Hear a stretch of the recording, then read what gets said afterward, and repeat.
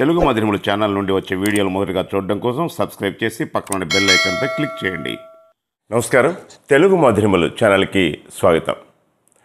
ఈరోజు వీడియోలో భాగంగా మనం ఒక అపరిచిత పద్యాన్ని, ముఖ్యమైనటువంటి ఒక అపరిచిత పద్యం, దాని కింద ఎలాంటి ప్రశ్నలు అడగడానికి అవకాశం ఉంది అనేది ఒక పద్యం, భావం, ప్రశ్నలు, దానికి సంబంధించినటువంటి విషయాలు తెలుసుకుందాం. ఇది చాలా ముఖ్యమైనటువంటి ఒక పద్యం. ఇస్తున్నటువంటి పద్యం ఏంటో ఒకసారి గమనించండి.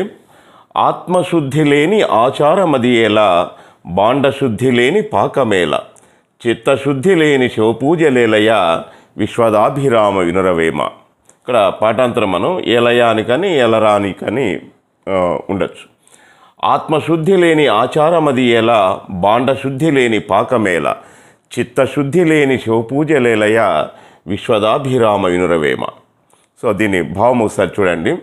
ఆత్మశుద్ధి లేనటువంటి ఆచారం ఎందుకు అంటే, మనసు శుద్ధిగా ఉండాలి, నిష్కల్మషమైనటువంటి మనసుతో మనం చేసేటటువంటి ఆచారం మనకు కావాలి. అది లేనటువంటి ఆచారం ఎందుకు అని అడుగుతున్నాడు. బాండశుద్ధి లేని పాకమేల, ఒక పాత్రను మనం శుభ్రంగా పెట్టుకొని ఆ శుభ్రమైనటువంటి పాత్రలో వంట చేసుకుంటే అది మంచిది, కానీ పాత్ర శుభ్రంగా లేకుండా ఉండి అందులో మనం వంట చేయం కదా, అలాంటివి మనం తినం కదా. కాబట్టి బాండశుద్ధి లేని పాకం ఎలా పనికిరాదో, ఆత్మశుద్ధి లేనటువంటి ఆచారం కూడా అంత వృధా అయినటువంటిది.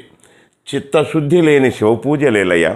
కాబట్టి మనసు, ఆ చిత్తం అంటే మనసు శుభ్రంగా ఉంచుకొని, నిష్కల్మషంగా ఉంచుకొని భగవంతుని ప్రార్థిస్తే ఫలితం ఉంటుంది, కానీ మరొక రకంగా ఉండదు కదా అని అంటున్నాడు. చూడండి, ఆత్మ మనసు మంచి ఆలోచనలతో లేకుండా ఆచారాలు పాటించడం ఎందుకు? వంట చేసేటప్పుడు పాత్ర శుభ్రంగా లేకపోతే వంట చేయడం ఎందుకు?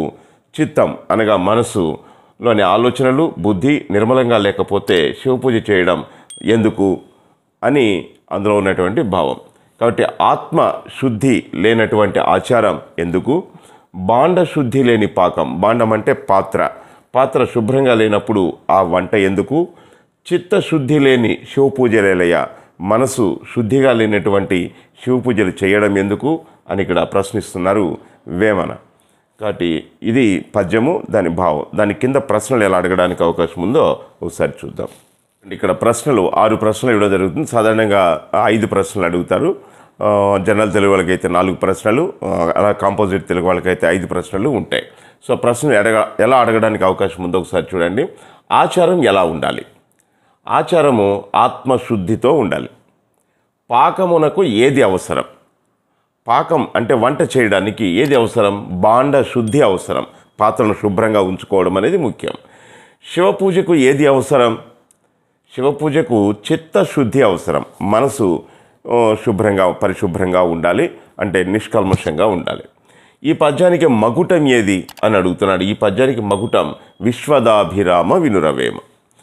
వంటకు పాత్ర పరిశుభ్రత ముఖ్యం అనే భావాన్ని కలిగించే పద్య పాదం ఏది అని అడుగుతున్నాడు.